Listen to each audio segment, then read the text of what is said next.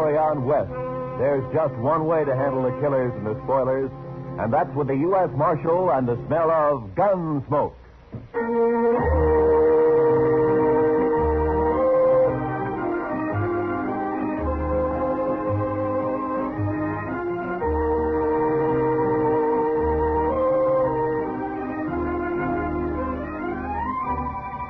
Gunsmoke, starring William Conrad, the transcribed story of the violence that moved west with young America. The story of a man who moved with it. Matt Dillon, United States Marshal.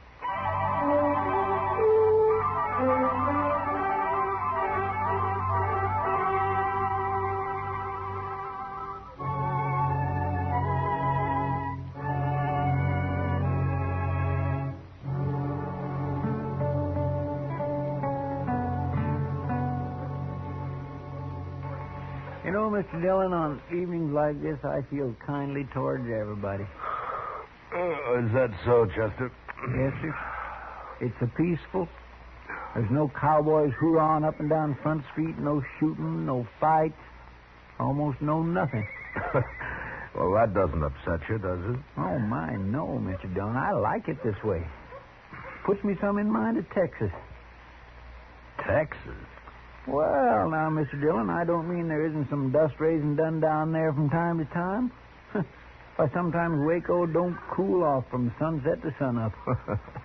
Is that so? Yes. Well, I'm going to walk down to the Texas Trail, Chester, and have a beer with Kitty. Well, sir, I'll just sit here and think some. All right. But I'll come get you if anything happens. Yeah, you do that, Chester.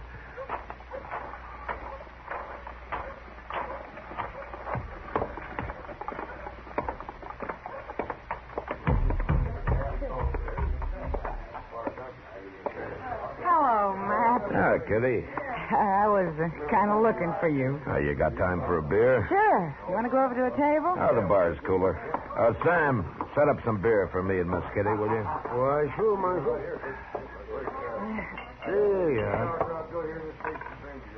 It's kind of quiet in here tonight. The whole town's quiet, Matt. Too hot for trouble, maybe. Sometimes heat brings trouble, Kitty. Makes people ouchy. Kitty, bring your beer and come over to the table. I need more luck. Sorry, Webb. I can't right now. Of course you can. Come on. I said I'm sorry, Webb. Your friend will wait for you. Webb, this is Marshal Dillon. Webb Johnson. How are you? Marshal, you won't mind if I take Kitty away for a while, will you? I think Miss Kitty gave you her answer. I heard what she said. But maybe she feels kind of obligated to stay, seeing as you're a marshal. I don't figure my being a peace officer has anything to do with what Miss Kitty decides. Maybe not.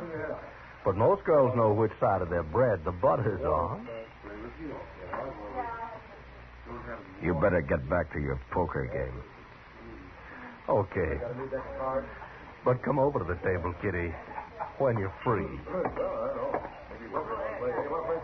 How long's he been around here? A couple of days, maybe more. You know anything about him? Not much. Plays poker mostly. Doesn't drink too much. Gambler? I don't know if that's his profession, but he likes cards, and he's lucky. Figures he has quite a way with women, too. Oh? With you? He tried. We were talking last night. He offered me a job. Job? He says he's bought out the Longhorn Saloon. Wants me to come over and be his hostess there. Figures maybe some trade would follow me over. So he bought out the Longhorn, huh? Mm-hmm. He must have some money with him. He's not short. Yeah, he's talky enough to cause trouble sooner or later. Don't mind him, Matt. Yeah. Well, I better get back to the office. Will I see you later, Matt? No, I don't think so, Kitty. I gotta work. Good night.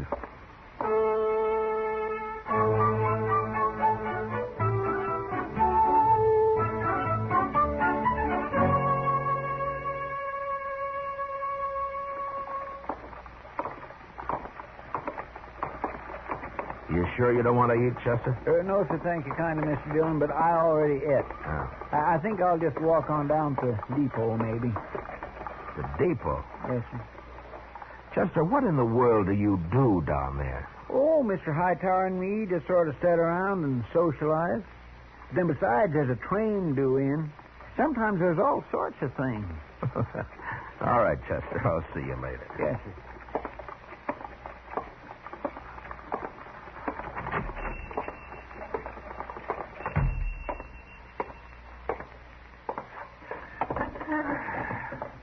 Now, Jimmy, cook me up some potatoes, will you? 3 or 4 eggs and some of that side meat. Yes, sir, Marshal. It's the marshal, ain't it? Well, good morning, Mr. Webb. Unless you're expecting company, you could ask me to sit with you. Well, I don't mind. Well, thank you. How'd you make out last night? In the poker game or with Kitty? At cards. Seems like everything I say sets you on edge, Marshal. Maybe. Well, I'll tell you, Kitty and I didn't quite hit it off, but I done fine at stud. Those boys, Ashton and Trasker, they play cards like boys. Afraid to push their luck. Sometimes that... Yeah. It's kind of quiet in here tonight. The whole town's quiet. Haunted. That's good winnings. It wasn't hard. Miss Kitty tells me that you bought the Longhorn. News traveled, don't it? You a gambling man? I don't make my living playing cards, if that's what you mean. You going to keep on the same boys that are at the Longhorn now? No, Marshal, I'm not.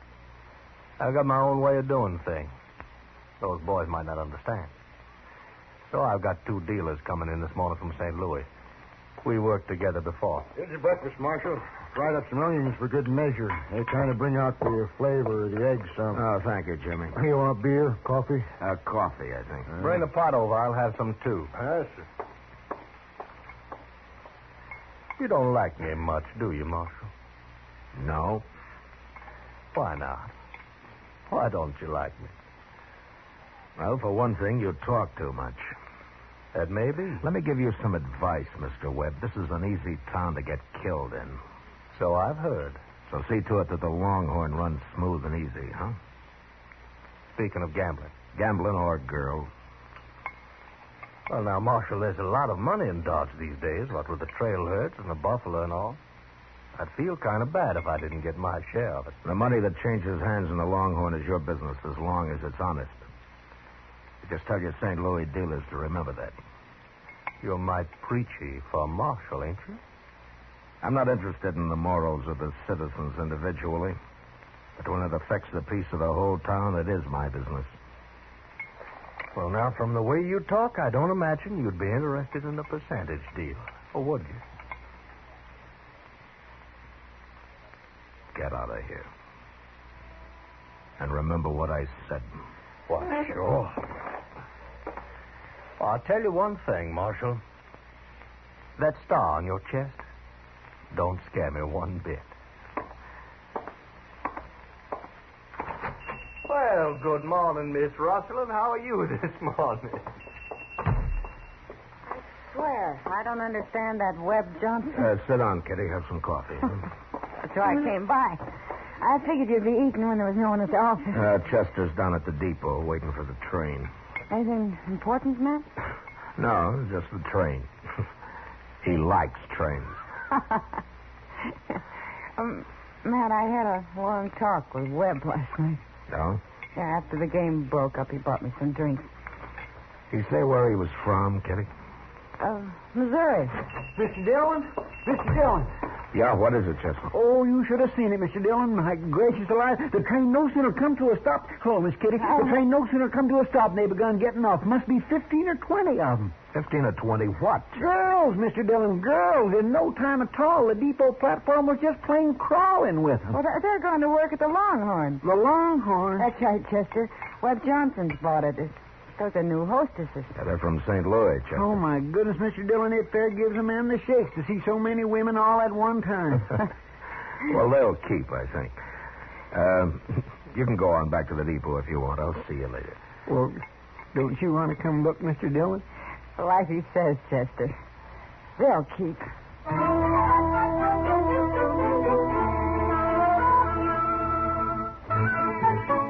And it was just 2 nights later that the Longhorn opened, with drinks on the house. First come, first served. It was about the biggest night Dodge had seen since the Opera House was built. Webb Johnson stood with his back to a bar that was loaded with hard-boiled eggs, fried onions, dried beef, pickles, while 6 bartenders tried to keep the thirst of Dodge in check.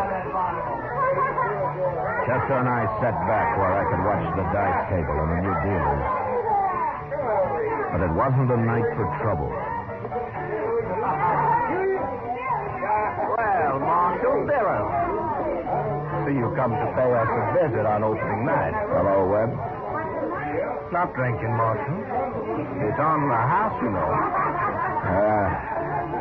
Not tonight, thank you. Too bad. I've always made it a practice never to turn down anything free. Well, how about your friend here? Well, yes, sir. I could use a little whiskey with some sugar in it. I'll send one over to you. Oh, Marshal. Just by the way, you won't have to worry too much about my cheating the good citizens of Dodge out of their money. From what I've seen of them, it won't be too hard to take. I'll get one of the boys to bring you back that tray. Thank you, Mr. Johnson.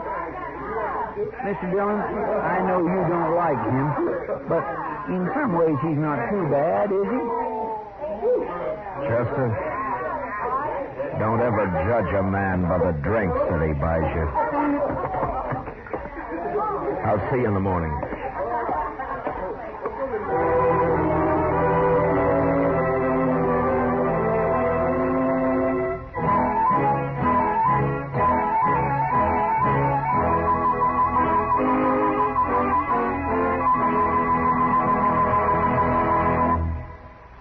Return to the second act of Gunsmoke in just a moment. But first, $10 seems like a small amount of money when weighed in the balance of a child's life.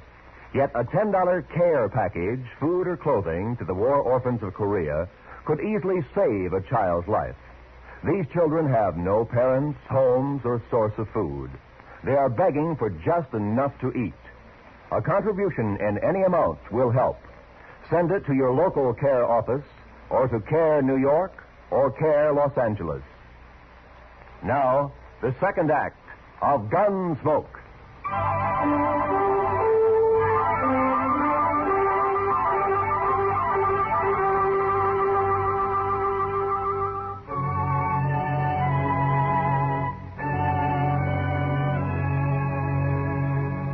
More than 2 weeks passed in Dodge, and there wasn't any trouble to amount to anything. A couple of buffalo skinners got knifed in a fight the other side of the river, and that was all. I saw Webb Johnson a couple of times walking along Front Street, each time with one of his new entertainers, but I avoided going into the Longhorn unless I had to. I didn't want any part of him or his saloon.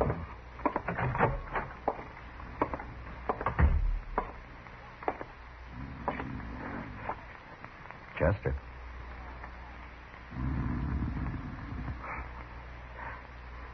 Chester.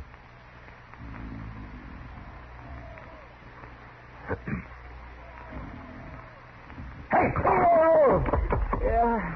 Good evening, Mr. Dillon. Good evening, Chester. I wasn't really sleeping, Mr. Dillon. I was just resting my eyes some.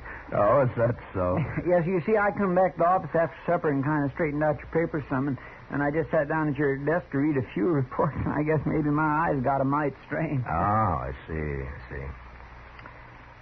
Chester, the way you've been working lately,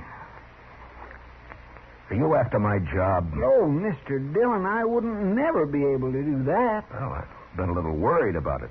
You've been patrolling the town an awful lot at night lately. Oh, that. Well, to tell the truth, Mr. Dillon, I've been keeping company, you might say. Oh? Yes, sir. One of them little girls at the Longhorn. I think she cottons to me some. Olive Hasty, her name is. Olive Hasty, huh? She one of the girls from St. Louis? Yes, sir, but she isn't like the others. Oh, she's just as nice and polite. Why, she told me the other night that all she wants to do is find some nice place and settle down. Oh. She purely hates being in this sort of business. She's one of the finest... Marshal Dillon? Yes, that's right. My name's Cook. Sir Cook. Mr. Cook? I was thinking maybe you could help me. Well, perhaps I can. I'm looking for a man. I heard he took a train for Dodge about 2 weeks back. Oh? Well, what's his name? He called himself Sam Williams last time I saw him. Don't know what name he uses now. Oh, there are 2 or 3 Williamses in Dodge, Mr. Cook. Oh? What did this man you're looking for have to mark him out? Oh, nothing special. He's a young man, Marshal, maybe 35, 6. Big, too, with dark hair and black eyes. Well, that wouldn't fit any of the Williams men I know. His name wouldn't have to be Williams. Yeah. Just why are you looking for this man? I'm going to kill him. That's a funny thing to tell a U.S. Marshal, isn't it, Mr. Cook? I guess it is, Marshal, but I got my reasons. Well, do you mind telling me? No. I've seen a lot of gunfights in my time, and most always there's someone gets killed that had nothing to do with the argument. I figure it's best to stay away from people if there's got to be shots fired. So? So when I came into Dodge, I figured I'd find out from you if this man was here, and you could tell him to get out of town. I could kill him then out on the prairie somewhere. I see. Are you sure you'll kill him? It could work both ways, you know. Oh, I know that, but I'm an old man, so I don't have as much to lose. Why is it you want this Williams so bad? What did he do? It's not too long a story, Marshal. He was a Missouri raider after the war. He and some other fella come down to my farm one night. He took most everything we had, my wife and I. They was all pretty drunk, I guess. My daughter, she was about 17 then.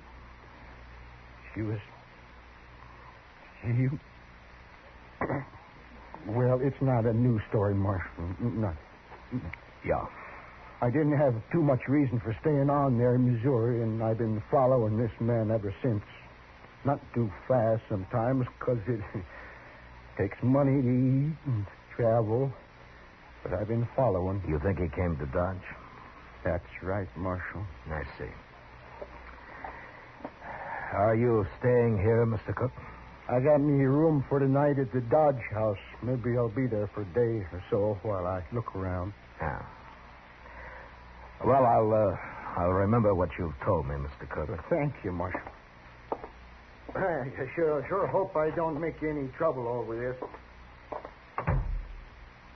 Mr. Dillon? Yeah, I know, Chester. I think it's Webb Johnson, too. Well, what are you going to do? I'll try to get Webb to leave town for a few days until I can get Cook there headed out somewhere else on a false trail. But if that Webb Johnson really did that, shouldn't he go to jail or at least go to trial? We don't know what happened at the Cook farm other than what he just told us. My guess is he won't ever tell us any more. He figures it's his business to take care of in his own way. What are you going to do? Well, I'm going to go down to the Longhorn. Have a talk with Webb.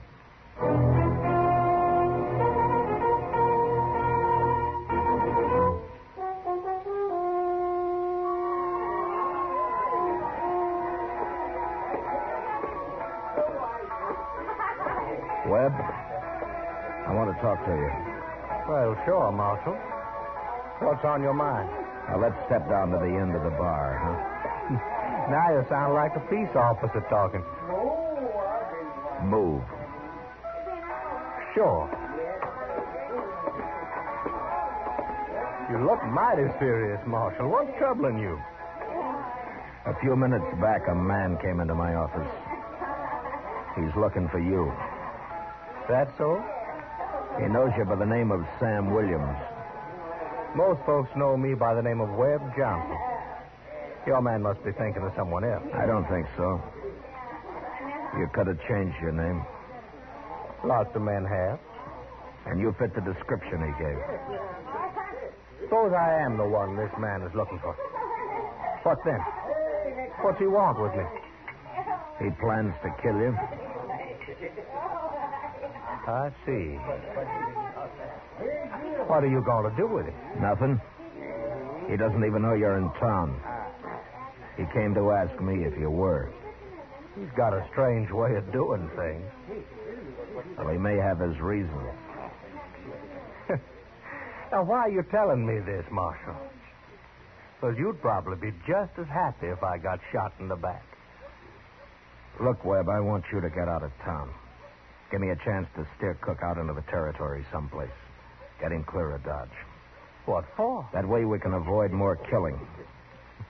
You don't have to worry about me. I can take care of myself. Look, Webb, I'm telling you, get out of town for a while. So I ain't got no plans for leaving? Sam Williams. Hello, Si. I've come a long way, Sam. I'm moving away from him, Marshal. Now listen to me, Si. Now you turn around and go back out that door. I don't want any gunplay. And you turn around slow. No use, Marshal. I found Sam Williams. And I'm going to kill him. Now, Si, listen to me. I don't want you... Move away from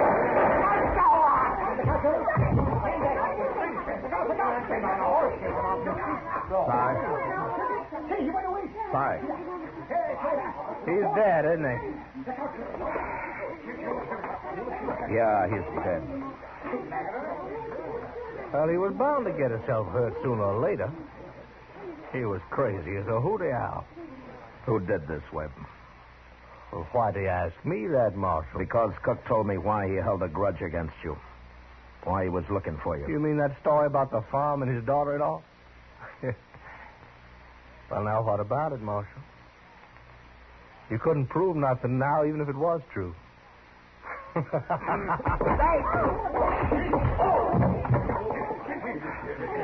All right. All right, a couple of you men drag this outside and dump it in the street. And you three, you'll carry Cook up to Doc's place.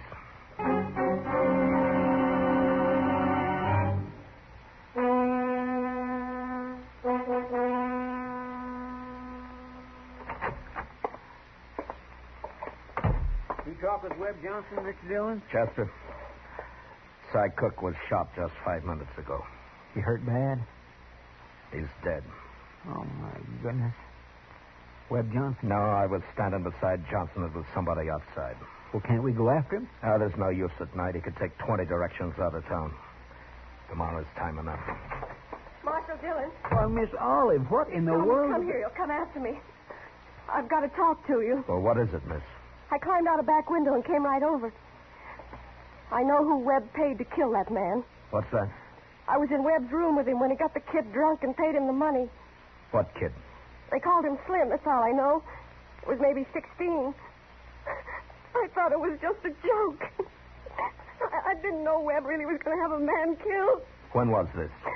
Early this evening, one of the dealers came and told Webb he'd seen Cook in town. That's when it started. You remember what Webb said to the kid? Yes. Is it worth a horse and $100 to you to shoot a man? The kid was drunk and he laughed and said, what color was the horse?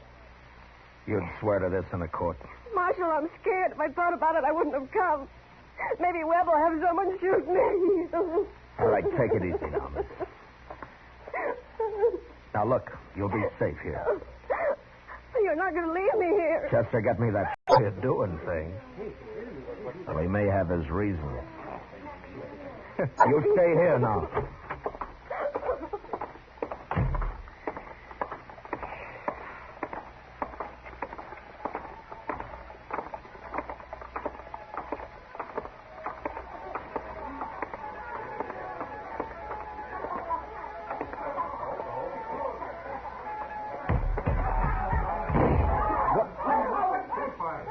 right, Chester, climb up on the bar. And shoot the first man that makes a move. Yes, sir. You two men, you're dealers. Get over against the wall. Now go on, belly up. I'll cut you in half. You make a move. All right, now where's Johnson?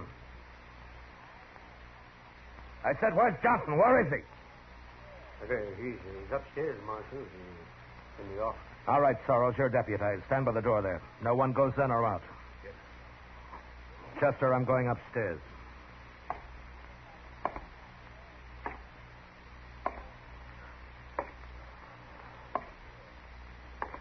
I've been expecting you, Marshal. Be no need to come upstairs. I'll meet you halfway.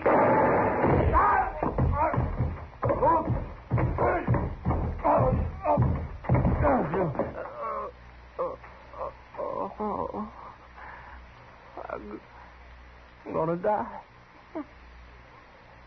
Marshal, I'm gonna die. You had your choice, Webb, like any other man. I'm young, Marshal. I haven't had time enough. I didn't want to kill you. Marshal. I'm scared. Now I'm scared. Marshal.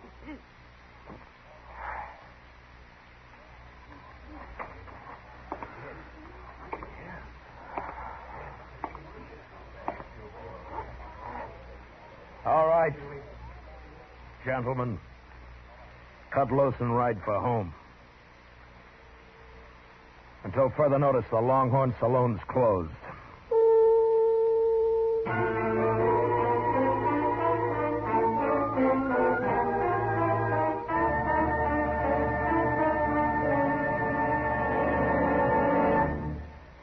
Gunsmoke, transcribed under the direction of Norman Macdonnell, stars William Conrad as Matt Dillon, U.S. Marshal. The special music was composed and conducted by Rex Corey. Featured in the cast were Lawrence Dobkin, John Dehner, Howard McNear, and Charlotte Lawrence. Parley Baer is Chester, and Georgia Ellis is Kitty. Gunsmoke has been selected by the Armed Forces Radio Service to be heard by our troops overseas. Join us again next week as Matt Dillon, U.S. Marshal, fights to bring law and order out of the wild violence of the West in Gunsmoke.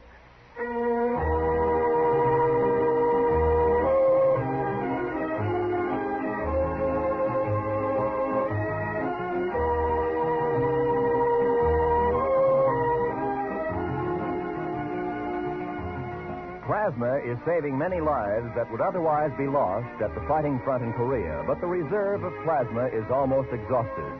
To make sure that an adequate supply is on hand at all times, the Defense Department is asking all of us to contribute blood to the armed forces. You can do so by making an appointment for this life-saving contribution at your local Red Cross or Blood Donor Center. This is Roy Rowan speaking. This is the CBS Radio Network.